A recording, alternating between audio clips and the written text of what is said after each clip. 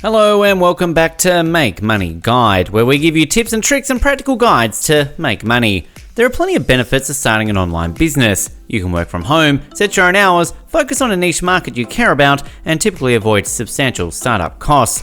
While starting a business online may be more accessible, in order to grow and maintain, you must follow a similar process to starting a traditional business. The options presented by the online platform are numerous and confusing, and you have to know the market deeply. These include blogs, online stores, thrift stores, and affiliate marketing, among others. This is not only to know how to start an online business, but what kind of business suits your situation. Make sure you stay to the end, as you don't want to miss any information. Make sure you subscribe to the channel and turn notices on so you don't miss any valuable content. Number 1, decide what types of business based on your goals. Setting business goals within an organization is common practice, shared globally by all businesses. Executives set business goals that help increase motivation and determination, as well as those that offer critical learning strategies for training purposes. However, unless you have specific goal-setting knowledge and leadership training geared towards a business environment, you might set vague goals that are without boundaries. Whether you are just starting to evaluate your goals or if you are in the re-evaluation process, follow these 5 steps for successful goal setting. Define quantifiable goals. The first step in setting business goals is determining exactly what you want to accomplish. Make sure your goal is worth your effort. Think about how you would design goals if you were certain that they would be successful. Make your goals specific. Once again, make sure your business goals aren't too vague. It's critical to use a goal-setting formula that gives your goal a built-in action plan. Define your end goal and create a roadmap for exactly how you're going to reach your goal. Commit to your goals. Make a commitment and stick with it. Once you've set your plan in motion, stay motivated to see your goals through to the end. Don't procrastinate or second-guess your decisions, as this will only delay the process. Make your goals public. An extremely effective technique for achieving business goals is making them public. Invite a team or even a single person into your plan. You'll face accountability, which can be very motivating. Once you share your goals with someone, you can determine what sort of involvement they will have with your plan. Set a deadline. If you don't get a standard deadline, your goal will fail. Goals without deadlines indicate that you are not fully committed. Determining a deadline puts your goal into context. Number 2, create a business plan. Writing a business plan shouldn't be complicated. Whether you're building a business plan to raise money and grow your business or just need to figure out if your idea will work, every business plan needs to cover some essentials. Executive summary. The executive summary is an overview of your business and your plans. It comes first in your plan and is ideally 1 or 2 pages. Most people write it last though. Opportunity. The opportunity section answers these questions. What are you actually selling and how are you solving a problem or need for your market? Who is your target market and competition? Execution. In the execution chapter of your business plan, you'll answer the question, how are you going to take your opportunity and turn it into a business? This section will cover your marketing and sales plan operations and your milestones for metrics for success. Company and management summary. Investors look for great teams in addition to great ideas. Use the company and management chapter to describe your current team and who you need to hire. You will also provide a quick overview of your legal structure, location, and history if you're already up and running.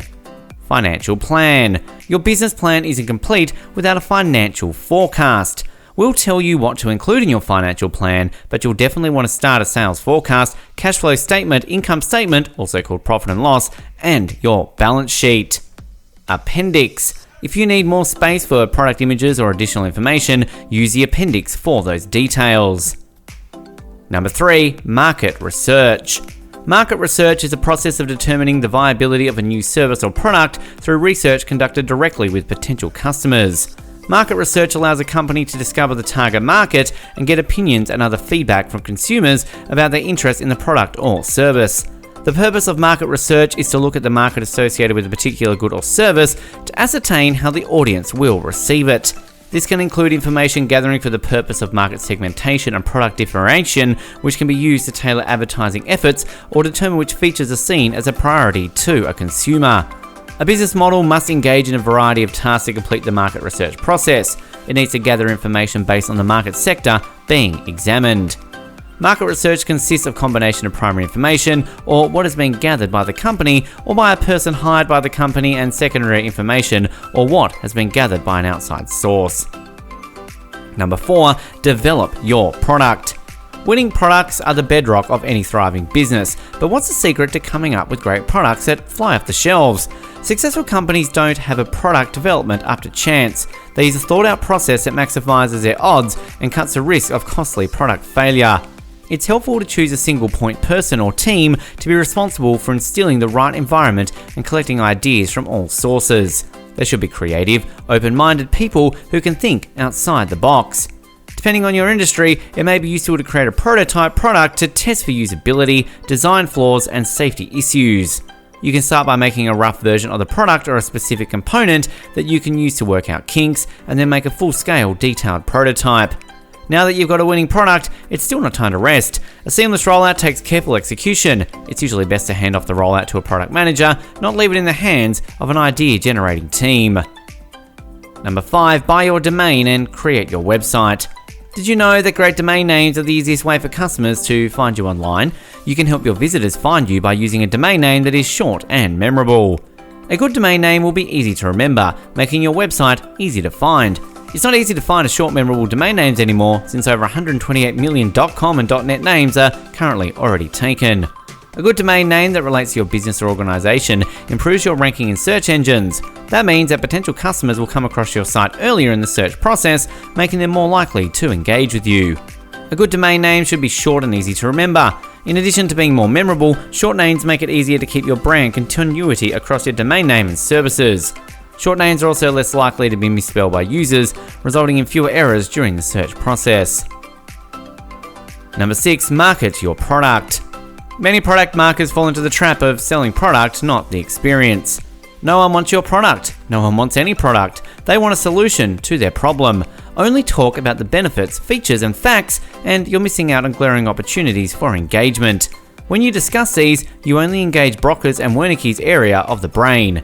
These areas simply decode words into meaning. That's it. Tell a story, and the game changes. When you do, and especially when the story features a character and intense emotions, you engage much of the brain. In fact, you can put the whole brain to work. Doing anything outside the norm terrifies most companies. What if results in failure? What happens then? But product companies that risk take only not to recover, they often become enduring cultural icons. And it's due in large part to their willingness to integrate these secrets into their operations. Number 7, customer service.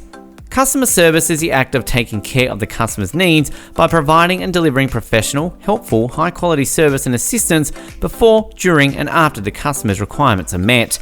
Customer service is meeting the needs and desires of any customer. Some characteristics of good customer service include promptness.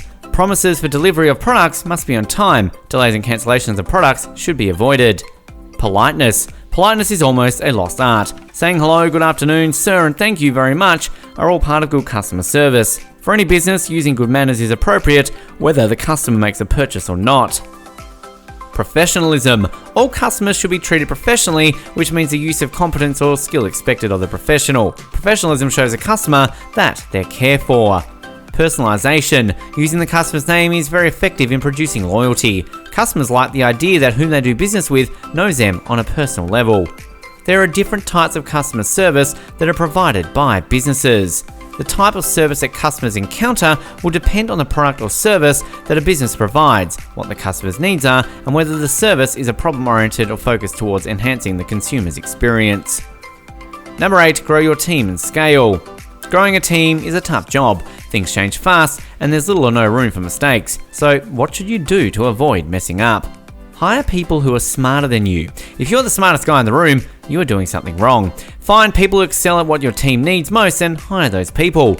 It might cost you an extra arm and a leg, but it's one of the best bets you can make.